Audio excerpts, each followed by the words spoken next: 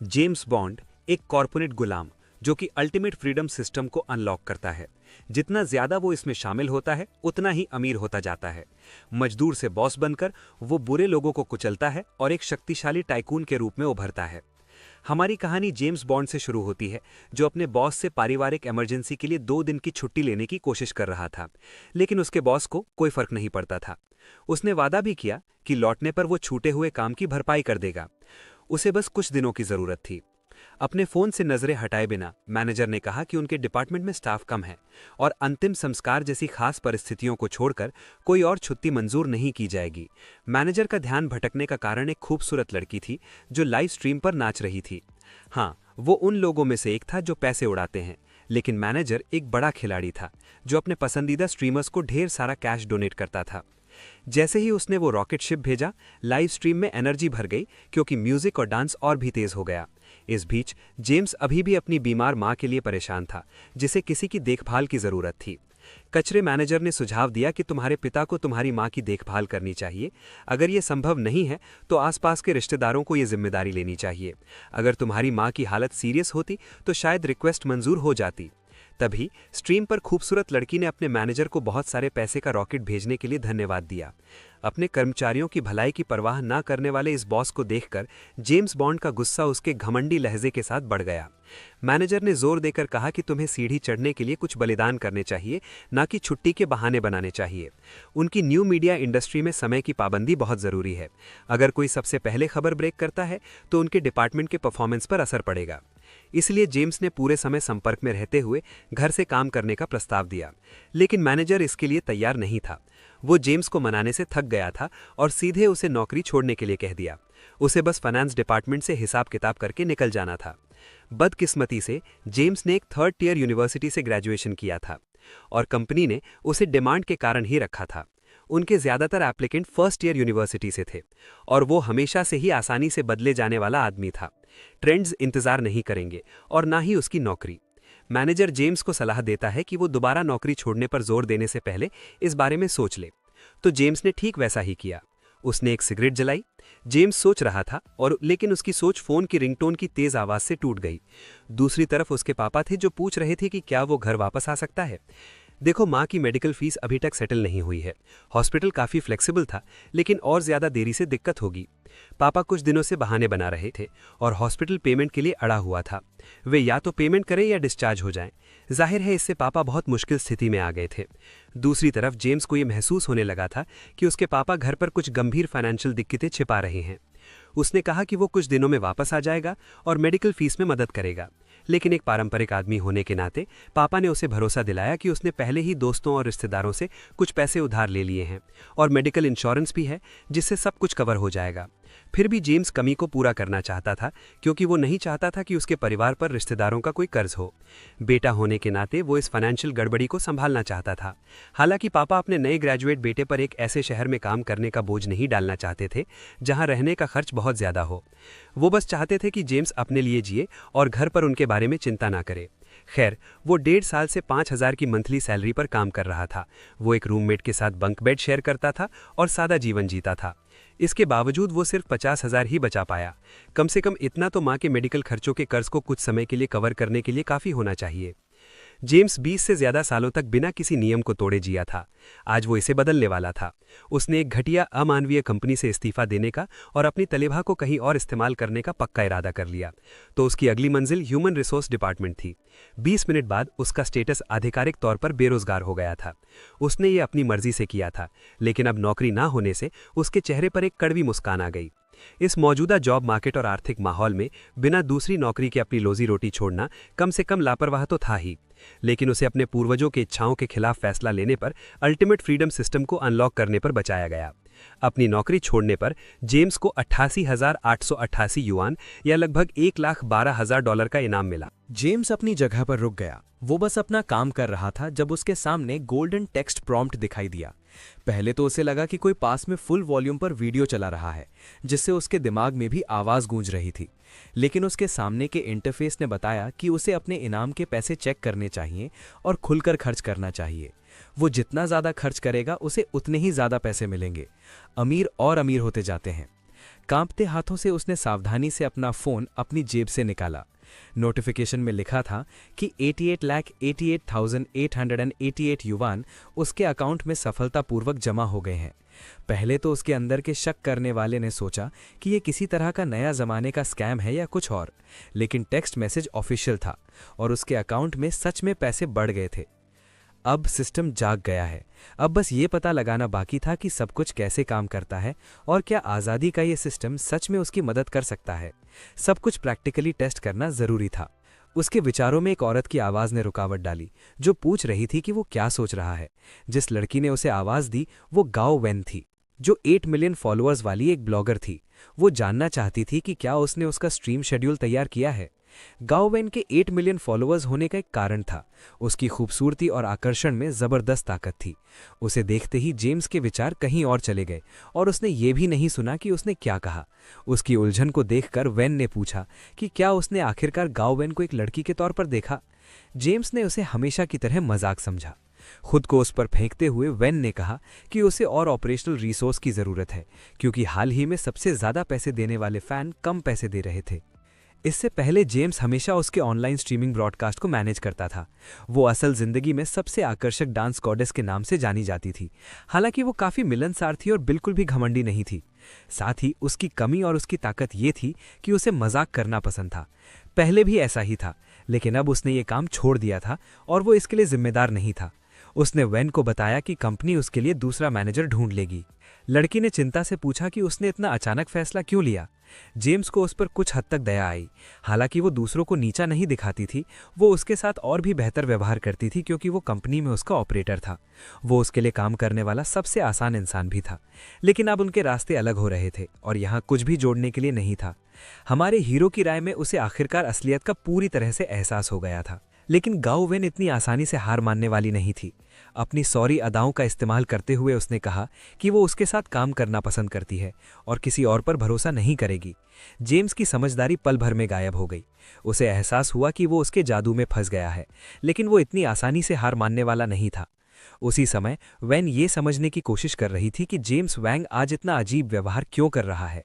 आमतौर पर वो हमेशा उसके साथ खेलता था, लेकिन इस बार नहीं। दुखी आवाज में उसने पूछा कि क्या वो सच में उसे छोड़ना चाहता है। ये पुराने जेम्स पर काम कर सकता था, लेकिन अब हमारा हीरो पूरी तरह से अलग इंसान था। वो उसके दिखावे से बेवकूफ़ बनने वाला नहीं था। जेम्स ने जवाब दिया कि वो लंबी छुट्टी लेना चाहता है। गाओ वेन ने फिर से अपने आकर्षण से उसे लुभाने की कोशिश शुरू कर दी, और सच कहूं तो वो इसमें काफ़ी अच्छी थी। जेम्स को मुश्किल हो रही थी। हालांकि ये पहले से ही तय था। उसके पास एक सिस्टम था जिससे वो अरबपति बन सकता था। उतने पैसों से वो ऐसी 10 सुंदरियां पा सकता था। आखिरकार होश में आने के बाद जेम्स ने जवाब दिया कि वेन को अपने नाक का मेकअप ठीक करना चाहिए, क्योंकि उसे वो थोड़ा टेढ़ा लग रहा था। गाओ वेन, जिसने अपनी जिंदगी में ऐसी बात कभी नहीं सुनी थी, वो चौंक गई। उसे यह असंभव लगा, लेकिन फिर भी वो खुद इसे देखने के लिए भागी। आखिरकार वेन को लगने लगा कि जेम्स की बातें सच हैं और उसकी नाक का मेकअप सच में थोड़ा टेढ़ा था। ब्रॉडकास्ट जल्द ही शुरू होने वाला था, इसलिए इसे ठीक करने के लिए बहुत कम समय था। उसी समय जेम्स के सामने एक सिस्टम नोटिफिकेशन आया, जिसमें सिस्टम ने उसके दृढ़ संकल्प के लिए अपनी प्रशंसा व्यक्त की। उसने चैन का कुत्ता बनने से इनकार कर दिया और वो अपनी सच्ची भावनाएं व्यक्त कर पाया। इसके लिए उसे 23,001 वॉन का इनाम मिला। जेम्स एक बार फिर हैरान था। उसने इतनी छोटी सी बात की थी और उसे पहले ही इतनी बड़ी रकम मिल गई थी। अगर वो अपने पुराने बॉस को घुटनों के बल रेंगवे पर मजबूर करता तो उसे क्या मिल सकता था। लेकिन अभी इसके बारे में सोचना जल्दबाजी थी। अभी के लिए पिछली बार की तरह उसे फिर से उसके अकाउंट में पैसे मिल गए। उसका बैलेंस पहले ही 1,62,000 येन था। अब जेम्स समझ गया था कि पूरी आज़ादी का क्या मतलब होता है। अब उसे खुद होने से डरने की ज़रूरत नहीं थी। वो जो चाहे कर सकता था और उसके लिए पैसे भी मिल सकते थे। इससे बेहतर और क्या हो सकता था। उस दिन धरती पर एक और शैतान पैदा हुआ। उस खूबसूरत लड़की ने असल में अपनी टेढ़ी नाक की तरफ इशारा करने के लिए उसे धन्यवाद दिया। उसने ये भी मान लिया कि वो अब अपने रास्ते जा रहा है, लेकिन भविष्य में एक साथ काम करने का मौका मिलने का इंतजार कर रही थी। इस खूबसूरत औरत ने असल में बेनकाब होने पर गुस्सा होने के बजाय उसके करियर के लिए शुभकामनाएं दी। वो बहुत शांत थी। जेम्स सोच रहा था कि क्या वो ये अच्छा होने का नाटक कर रही थी या वो स्वाभाविक रूप से ऐसी ही थी। इसके अलावा उसने उसे इतने लंबे समय तक टेक्निकल साइड में मेंटरिंग करने के लिए फेयरवेल डिनर ट्रीट के लिए भी इनवाइट किया। गाओ वैन ने तो अपने कुछ इंडस्ट्री बॉस के कनेक्शन से उसे नई नौकरी ढूंढने में मदद करने की भी पेशकश की, उसके बेहतरीन स्किल्स पर विश्वास करते हुए जो समय उन्होंने साथ बिताया था। इससे पहले कि उसे पता चलता कि वो सबसे अच्छी यूनिवर्सिटी से नहीं आया था, शायद वो बिल्कुल भी चालाक नहीं थी, शायद वो असल में एक अच्छी इंसान थी। इसलिए जेम्स ने इन्विटेशन पलट दिया और उसे डिनर पर ट्रीट देने की पेशकश की। वो स्वाभाविक रूप से चिंतित थी कि वो आर्थिक रूप से संघर्ष कर रहा होगा। हालांकि वो हंसा और कंजूस न होने के बहाने के तौर पर अपने जाने का इस्तेमाल किया। वे भविष्य में एक साथ काम कर सकते हैं, इसलिए इस डिनर को एडवांस धन्यवाद माना जा सकता है। वो मुस्कुराई जब उसे एहसास हुआ कि वो पहले ही जा रहा है, जब उन्हें एक दूसरे को जानने का मौका ही नहीं मिला था। चूंकि जेम्स ने पहले ही पैक कर लिया था और बाहर जाने के लिए तैयार था, काम के बाद डिनर एकदम सही रहेगा। जेम्स अपने कदमों में और भी जोश के साथ बिल्डिंग से बाहर निकला। उसका नया जन्म हुआ था और वो दुनिया को एक बिल्कुल नए लेवल पर अनुभव करने के लिए तैयार था। पहले अगर वो चल सकता था तो वो कभी बस या सबवे नहीं लेता। अगर वो पब्लिक ट्रांसपोर्ट ले सकता था तो वो कभी टैक्सी नहीं लेता। अगर वो 11 बजे तक ओवरटाइम करता तो वो किसी के साथ राइड शेयर करता।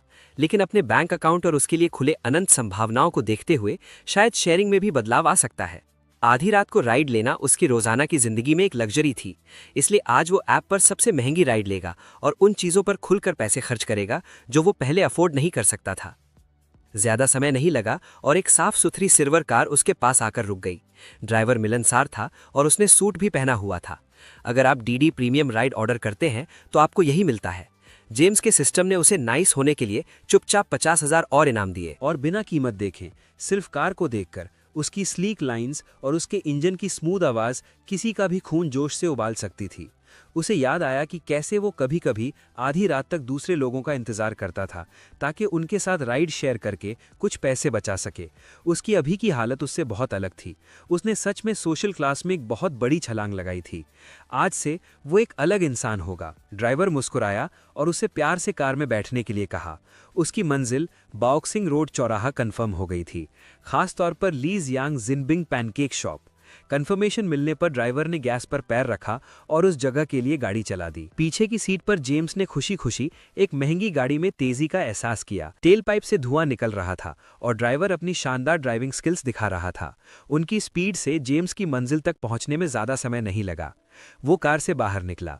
उसमें अब नया आत्मविश्वास था। वो कुछ भी करने को तैयार था क्योंकि उसने रियलिटी और कैपिटलिज्म का चीट कोड अनलॉक कर लिया था। पैनकेक शॉप में काम करने वाली बूढ़ी औरत उसे अब तक जानती थी। वो ये भी जानती थी कि उसका ऑर्डर आमतौर पर बिना अंडे और सॉसेज वाला जिनबिंग होता था, लेकिन इस बार अलग था। उसे अंडा चाहिए था। असल में वो जितने अंडे चाहता था उतने खरीद सकता था, लेकिन 2 काफ़ी होंगे। साथ ही उसे 2 प्योर मीट सॉसेज चाहिए थे, वे बेकार स्टार्च वाले सॉसेज नहीं। उसके आसपास के लोग उसके महंगे ऑर्डर से इम्प्रेस थे। जब जेम्स की महीने की सैलरी 5,000 थी तो वो 800 किराए पर खर्च करता था और खाने पर रोज 20 युआन खर्च करता था। 8 युआन का प्लेन जिनबिंग ने उसे कई बार भूख से बचाया था, लेकिन उसने कभी अंडे डालने की हिम्मत नहीं की।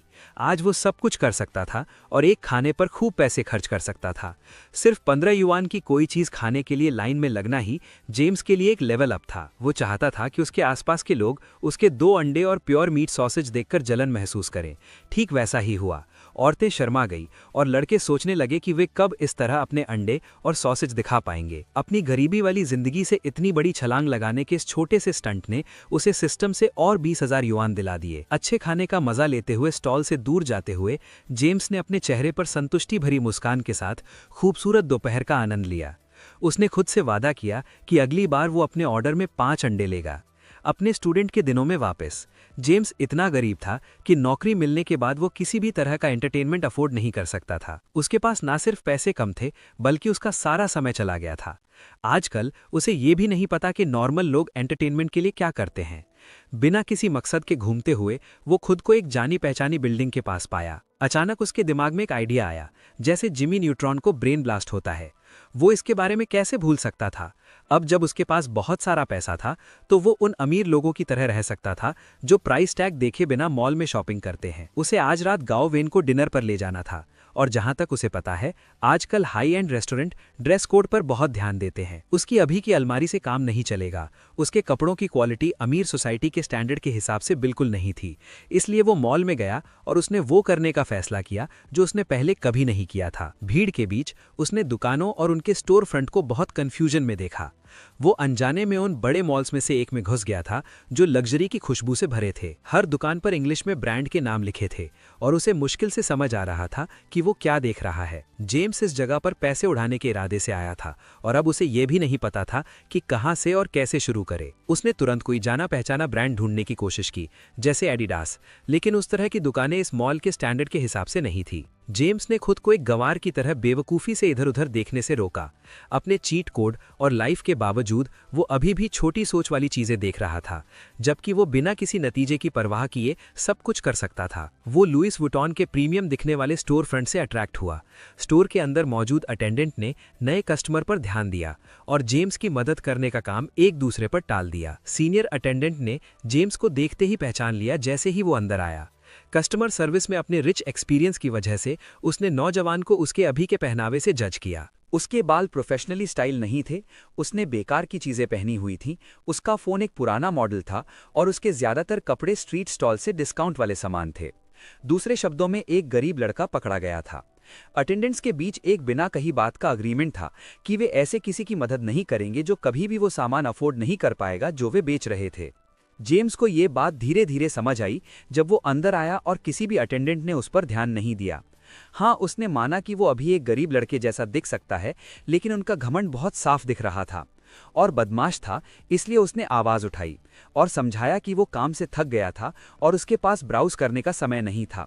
वो बस 1,50,000 की कोई चीज़ लेना चाहता था और अपनी शॉपिंग ख़त्म करना चाहता था।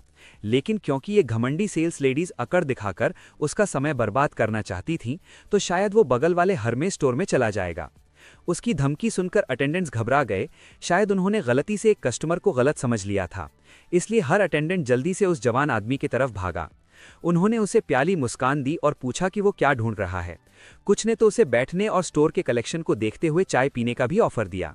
ये जेम्स के लिए पहला मौका था जब उसे पता चला कि पैसा सच में बोलता है और बहुत कुछ बोलता है। जब तक उसकी शॉपिंग खत्म हुई, वो पहले से ही चमकीले नए कपड़ों से सजा हुआ था। उसका ऑरा निस्संदेह बढ़ गया था। उसने ये भी सीखा कि लग्जरी स्टोर में अमीर लोगों के लिए सर्विस निस्संदेह फर्स्ट क्लास होती है। आपको अपने बैग खुद उठाने की भी ज़रूरत नहीं होती, कोई और आपके लिए उन्हें उठाता है। उसका सामान उठाने के लिए असाइन की गई लड़की ने खुशी खुशी और विनम्रता से उसे महीने के आखिर में एक ज्वेलरी अप्रिसिएशन इवेंट में शामिल होने के लिए इनवाइट किया और उसने वादा किया कि अगर उसके पास समय होगा तो वो आएगा। उसने ये भी प्रपोज किया कि सुविधा के लिए वे उसके बैग उसके घर पहुंचा सकते हैं, लेकिन उसने ऐसा करने से मना कर दिया क्योंकि उसे चीज़ें खुद करना पसंद था। ये कहकर उसने एक ताज़ा मुस्कान और शानदार एनर्जी के साथ लेडी से बैग ले लिए। लेडी ने शॉपिंग मॉल से बाहर निकलते समय सम्मान से उसे शुभकामनाएं दी। शिंग वोंग ने कुछ लेडीज़ को एलवी और हर्मेस जैसे बड़े लग्जरी ब्रांड्स खरीदने में असमर्थ होने के बारे में बात करते हुए सुना। उसने अपने वार्डरोब के सामान को देखा और मुस्कुराया। कल वो इतनी महंगी चीज़ खरीदने का सपना भी नहीं देख सकता था। आज वो और ज़्यादा खर्च करने का इंतज़ार नहीं कर सकता था। सिस्टम ने उसे अपनी पिछली सैलरी के 3 साल के बराबर पैसे एक बार में खर्च करते हुए देखा। ये उसकी पहली बड़ी उपलब्धि थी और इसके साथ उसे 6,60,000 का विन रिवॉर्ड मिला, या लगभग $90,000। सच में ज़्यादा खर्च करने से और भी ज़्यादा कमाई होती है। एक कंजूस गरीब लड़के से वो अब करोड़पति बनने से बस थोड़ा ही दूर था। उसे बस कड़ी मेहनत करनी थी और शानदार जिंदगी जीनी थी। जेम्स अब कंजूस नहीं हो सकता था, और अगर पहले वो कोई सस्ता फास्ट फूड चुनता था तो अब उसने शहर का सबसे महंगा रेस्टोरेंट लिंग वे वेस्टर्न चुना। ऐसे रेस्टोरेंट के लिए हमारा हीरो बेशक सही कपड़े पहनकर गया। शायद अपनी जिंदगी में पहली बार उसका लुक चमकदार और शानदार था। एंट्रेंस पर ही उसका स्वागत एक खूबसूरत वेटरेस ने किया और उसने माननीय श्री हैंक को रिजर्व प्राइवेट रूम तक ले जाने की पेशकश की।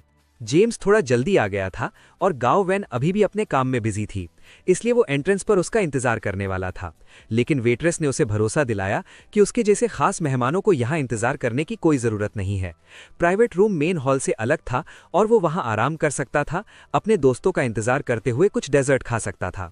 इतनी शानदार जगह पर ऐसा स्वागत शिंग वोंग के लिए काफ़ी अजीब था। सच में कपड़े ही इंसान की पहचान बनाते हैं। जब वो इस प्राइवेट रूम में दाखिल हुआ तो डेजर्ट और चाय पहले से ही टेबल पर रखे थे और वो खुद ले सकता था। अगर उसे कुछ और चाहिए होता तो वो बस घंटी बजा सकता था। वेटरेस हमारे हीरो के आराम में खलल नहीं डालने वाली थी और वो अपने खाने का मजा ले सकता था। प्राइवेट रूम से नज़ारा सच में बहुत शानदार था। शाम का शहर खासकर बहुत अच्छा लग रहा था।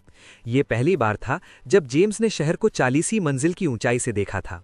आज के दिन हमारे हीरो को पक्का यकीन हो गया था कि जब तक किसी के पास पैसा है वो सबसे अच्छी सर्विस का मजा ले सकता है। और इससे भी बड़ी बात यह है कि जब तक आपके पास पैसा है आप ऐसी ऊंचाइयों पर खड़े हो सकते हैं जहां दूसरे नहीं पहुंच सकते। अब शिंग वोंग की वो सभी पुरानी कल्पनाएं और सपने आखिरकार सच हो सकते थे, लेकिन इन सब से पहले उसने जल्दी से घर कुछ पैसे ट्रांसफर किए, थोड़ा सा, ताकि उसके पिता को झटका न लगे। ये सिर्फ 1 लाख थे। अगर उसके पिता को पैसे के सोर्स के बारे में कोई सवाल होता तो हमारा हीरो आसानी से ये कह सकता था कि ये पार्ट टाइम जॉब से बचाए हुए पैसे हैं। ये बात मानने लायक होती और उसके माता पिता को ज्यादा शौक नहीं लगता। जब हमारा हीरो रेस्टोरेंट में आराम कर रहा था तब गाओ वेन पसीना बहा रही थी और कड़ी मेहनत कर रही थी। वो कस्टम डांस कर रही थी और डोनेशन की बारिश हो रही थी, जिससे उसे आराम करने का समय नहीं मिल रहा था। उसके ब्रॉडकास्ट पर इतने ज्यादा व्यूज आने का एक कारण था। आप जानते हैं मेरा मतलब क्या है? जेम्स ने लोकेशन और रेस्टोरेंट का नाम भेजा, लेकिन जाहिर है उसने मैसेज नहीं पढ़े क्योंकि वो लाइव स्ट्रीमिंग कर रही थी। फैंस उसे एक के बाद एक डोनेशन रॉकेट भेज रहे थे और गाओ वेन उन सभी की शुक्रगुजार थी।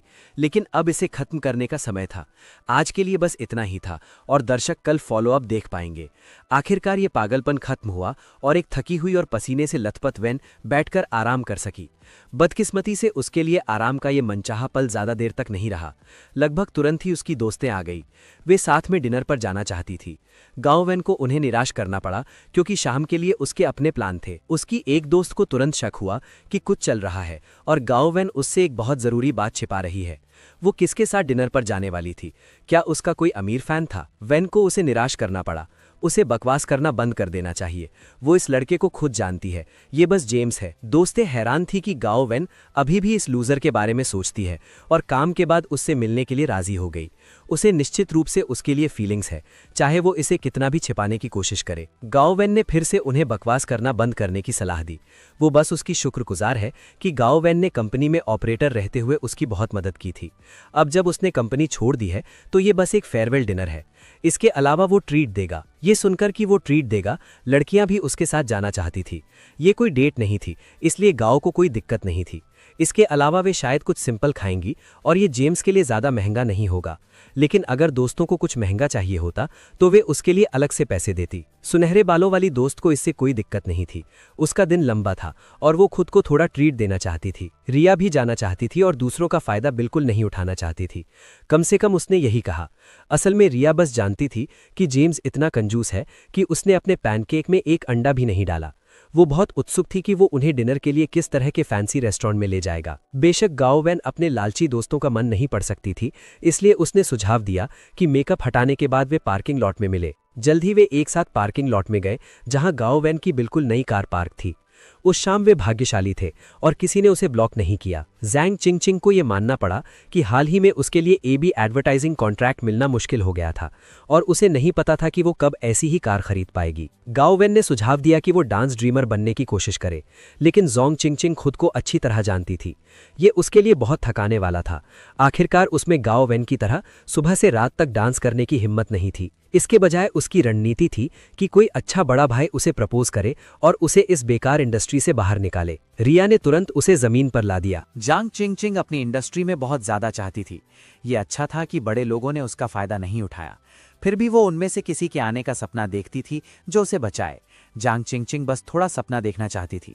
रिया को इससे कोई दिक्कत नहीं थी, वो जो चाहे सपना देख सकती थी। लेकिन क्या वो इतनी भोली हो सकती थी और ये मान सकती थी कि गाओ वेन ने सिर्फ स्ट्रीमिंग सर्विस पर डांस करके खुद के लिए एक फैंसी कार खरीदी थी? शेरा को पक्का यकीन था कि वो कई बड़े लोगों के साथ सोई होगी, नहीं तो वो निश्चित रूप से सिर्फ अपने क्यूट लुक की वजह से टॉप 1 कंपनी स्टार नहीं बनती। आखिरकार अपने सभी गंदे अंदाजों के बाद शेरा को होश आया और उसने पूछा कि वे डिनर के लिए कहाँ जा रहे हैं। जैसे ही गाओ वेन ने चेक करने के लिए अपना फोन निकाला, वो अपने चेहरे पर अजीब से हैरान करने वाले भाव के साथ जम गई। शेरा ने घमंड से टिप्पणी की। उसे पक्का यकीन था कि वो जगह इतनी घटिया थी कि उसकी प्यार में डूबी दोस्त भी हैरान थी। लेकिन वो गलत थी। जिस जगह उन्हें बुलाया गया था उसका नाम लिंग वाई था और उसी नाम का एक रेस्टोरेंट था। ये जिंग वू बिल्डिंग में था। ये रेस्टोरेंट 3 मिशेलिन स्टार वाला एक सुपर फेमस और पॉपुलर रेस्टोरेंट होने के लिए जाना जाता था। ऐसी जगह पर सबसे मामूली डिनर की कीमत भी प्रति व्यक्ति 3000 से ज्यादा थी। लेकिन ये भी मुख्य समस्या नहीं थी। समस्या ये थी कि जगह की पॉपुलैरिटी की वजह से रिजर्वेशन मिलना करना बहुत मुश्किल था। गांव वैन को ये कल्पना करना मुश्किल लगा कि जेम्स जैसा कंजूस उन्हें वहां बुला सकता है। क्या ऐसा हो सकता है कि उसे चुपके से प्रमोशन मिल गया हो और इसीलिए उसने अपनी पिछली नौकरी छोड़ दी हो? रिया ने मान लिया कि ये उसी बिल्डिंग में कोई सस्ता रेस्टोरेंट होगा। कुछ लोगों को दिखावा करने और दूसरों को भ्रमित करने के लिए फेमस जगहों के पास लोकेशन पोस्ट करना पसंद होता है। गांव वैन को अपनी जलने वाली दोस्त पर विश्वास नहीं हुआ और उसने उसे इतनी जल्दी जज न करने की सलाह दी। जहां तक वो जानती है, जेम्स उस तरह का घमंडी इंसान नहीं है, लेकिन रिया को अभी भी यकीन था कि जेम्स जल्द ही खुद को शर्मिंदा करेगा और गांव वैन उसके बारे में अपनी गलत राय बदल देगी।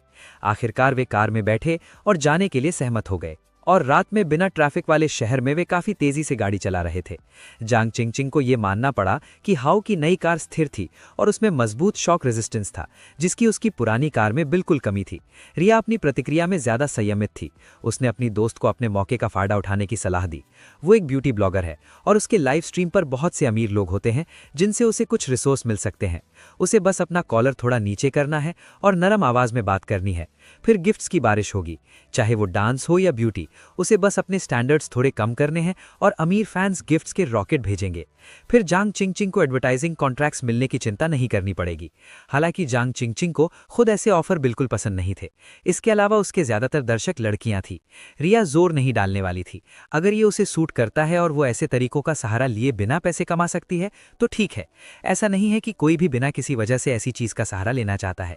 रिया ने यह भी सोचा कि कोई अमीर लड़का सच में उससे शादी करना चाहेगा और फिर वो बिना किसी पछतावे के फुल टाइम हाउसवाइफ बनने के लिए तैयार हो जाएगी। अब उसे बस एक ही बात परेशान कर रही थी कि गाओ वैन चुप थी। क्या वो सच में उन सभी को नीचा देख रही थी? लेकिन जैसे ही उसने इसके बारे में सोचा, गाओ वैन ने बोलना शुरू किया। वो थोड़ा अलग सोचती थी। अगर कोई जोड़ा सिर्फ कुछ समय के आकर्षण की वजह से साथ है और लड़की आर्थिक रूप से आत्मनिर्भर नहीं है, तो वो परिवार में कमजोर स्थिति में होगी और उसे बोलने का कोई अधिकार नहीं होगा। और फिर जिस तरह से वो अमीर आदमी उसके साथ रहता है, उसी तरह वो किसी और के साथ भी रह सकता है। इसलिए जब तक किसी आदमी के पास पैसा है, उसके आसपास हमेशा जवान लड़कियां रहेंगी जिन्हें वो अपनी मर्जी से बदल सकता है। ये ऐसी स्थिति नहीं थी जिसमें गाओ वैन रहना चाहती थी। रिया को उसकी बातें बहुत ईमानदार नहीं लगी। वो चाहती थी कि हॉर्न दिखावा करना बंद कर दे। आखिरकार वो असल में दूसरों से ज्यादा भड़काऊ तरीके से डांस करती है। अपने लाइव स्ट्रीम पर असल में गाओ वैन सिर्फ आत्मनिर्भर बनना चाहती थी और जितना हो सके उतना कमाना चाहती थी, जब तक वो कमा सकती थी। एक आदमी उसे धोखा दे सकता है, लेकिन पैसा कभी नहीं। आखिरकार वे रेस्टोरेंट के नीचे पार्किंग लॉट में पहुंचे और हॉर्न आत्मविश्वास से आगे बढ़ी, लेकिन जान कियान ने उसे जल्दी से रोक दिया, उस जगह का पता दोबारा चेक करने के लिए जहां जेम्स ने उन्हें बुलाया था। हॉर्न की ज्यादा मासिक आय के बावजूद भी वो शायद यहां ज्यादा पैसे खर्च नहीं करना चाहेगी। क्या होगा अगर जेम्स ने उसे गलत पता दिया हो? शेरू उससे पूरी तरह सहमत थी। उसके लिए एक महंगे रेस्टोरेंट में जाना और फिर शर्मिंदा होकर वापस आना शर्मनाक था, क्योंकि उनके पास वहां रिजर्वेशन नहीं था। क्या होगा अगर उनके किसी दर्शक ने उन्हें पहचान लिया और उसका वीडियो ऑनलाइन पोस्ट कर दिया, और फिर वे अपने फॉलोअर्स खो देंगे? इसलिए गाओ वैन ने पक्का पता लगाने के लिए हैंक को कॉल करने का फैसला किया, लेकिन उसे सिर्फ डायल टोन मिली और जेम्स ने जवाब नहीं दिया। रिया ने मन ही मन उस पर व्यंग्य से हंसा, ये सोचकर कि ये पूरी तरह से गाओ की गलती थी कि वो दिखावा करने वालों के साथ घूम रही थी और इस सब में फंस रही थी। और दूसरी ओर गाओ वैन ने सोचा कि जेम्स बस व्यस्त है और इसलिए जवाब नहीं दे रही। रिया ने फिर से अपनी अच्छी दोस्त का नकाब पहना और सुझाव दिया कि शायद कुछ हुआ हो। किसी भी मामले में जेम्स जानबूझकर उसके साथ गड़बड़ नहीं करेगा, नहीं तो अभी भी ऊपर जाकर चेक करना सही रहेगा, क्योंकि वे यहाँ हैं। रिया बस इस टॉप 1 रेस्टोरेंट को देखने के लिए उत्सुक थी और ये देखने के लिए कि जेम्स के साथ कहानी कैसे खत्म होगी। हॉर्न ने अपने दोस्तों को लिफ्ट लेने के लिए बुलाया, ये सोचते हुए ये सिटी एक बहुत महंगा रेस्टोरेंट है, भले ही वो इसे अफोर्ड कर सकती है, लेकिन जेम्स अपनी छोटी सैलरी के साथ शायद नहीं कर सकता, इसीलिए वो आमतौर पर इतना कंजूस रहता है। ये उसके लिए बहुत ज़्यादा एक्सपेंसिव होगा। क्या होगा अगर वो सिर्फ मजाक कर रहा था? उस केस में उसे पूरे डिनर का पेमेंट खुद करना पड़ेगा। एंट्रेंस के पास पहुंचकर गाओ वैन हिचकिचाते हुए आसपास देखा। जब उसने उसे मेन हॉल में नहीं देखा तो वो घबरा गई। जेम्स फोन का जवाब क्यों नहीं दे रहा था? उसने बार बार कोशिश की, लेकिन कुछ नहीं बदला। अचानक एक वेट्रेस उनके पास पीछे से आई और पूछा कि क्या उन्होंने रिजर्वेशन करवाया है। हैन को समझ नहीं आ रहा था कि क्या जवाब दे, लेकिन रिया ने आत्मविश्वास से जवाब दिया, हाँ। अब गाओ वैन के पास कोई चारा नहीं था सिवाय ये कहने के कि रिजर्वेशन जेम्स बॉन्ड के नाम पर होना चाहिए। रिया ये जानकर खुश हो रही थी कि उसकी कंपनी में एक ऑपरेटर की सैलरी सिर्फ 5000 है। इस रेस्टोरेंट में एक डिनर में उसकी 3 महीने की सैलरी लग सकती है, और वो ये देखने का इंतजार नहीं कर पा रही थी कि हैन इस कड़वी सच्चाई का सामना कैसे करेगी। लेकिन अचानक उसकी सभी उम्मीदों के विपरीत वेट्रेस ने उन्हें अपने पीछे आने के लिए कहा, क्योंकि मिस्टर जेम्स लंबे समय से उनका इंतजार कर रहे थे। रिया बस शॉक रह गई, क्या ये सच में सच है? जैसे ही वेट्रेस उन्हें उस प्राइवेट रूम में ले गई जहां जेम्स उनका इंतजार कर रहा था, रिया ये देखकर जल रही थी कि गाओ विन कितनी लकी है। कंपनी उसे रिसोर्स देती है और उसने टॉप 1 की पोजीशन पर मजबूती से कब्जा कर लिया है, सबको बहुत पीछे छोड़ दिया है। शेरा को खुद दूसरी पोजीशन से संतोष करना पड़ा। लेकिन जैसे कि ये काफी नहीं था, हर तरह के लोग हैं जो गाओ विन का ध्यान खींचने की कोशिश कर रहे हैं, यहाँ तक कि जेम्स जैसा लूजर भी उसके लिए इतना खर्च करने को तैयार था। रिया को यकीन था कि आखिर में उसके पास न पैसे बचेंगे न कोई लड़की, लेकिन वो चाहती थी कि काश वो हैन की जगह होती। लेकिन फिर रिया निश्चित रूप से किसी ऐसे व्यक्ति को मौका नहीं देती जो अमीर होने का दिखावा करता है। वेट्रेस उन्हें लिफ्ट तक ले गई और उन्हें सबसे ऊपरी मंजिल पर भेज दिया। अब जान कियान कियान को सच में चिंता होने लगी कि हो सकता है कि उसी नाम का कोई और व्यक्ति वहां उनका इंतजार कर रहा हो। उसके लिए यह सोचना भी मुश्किल था कि अगर वे सब कुछ गलत समझ लें तो कितनी शर्मिंदगी होगी। जहां तक उसे पता है, ये लिफ्ट यहाँ सिर्फ वीआईपी क्लाइंट्स के लिए है, ताकि उन्हें प्राइवेट रूमों वाली टॉप फ्लोर पर पहुंचने में आसानी हो। बस बात यह है कि ऐसे रूम की बुकिंग की कीमत शाम के लिए प्रति व्यक्ति 10,000 तक जाती है। अब रिया को यकीन था कि उसी नाम का कोई और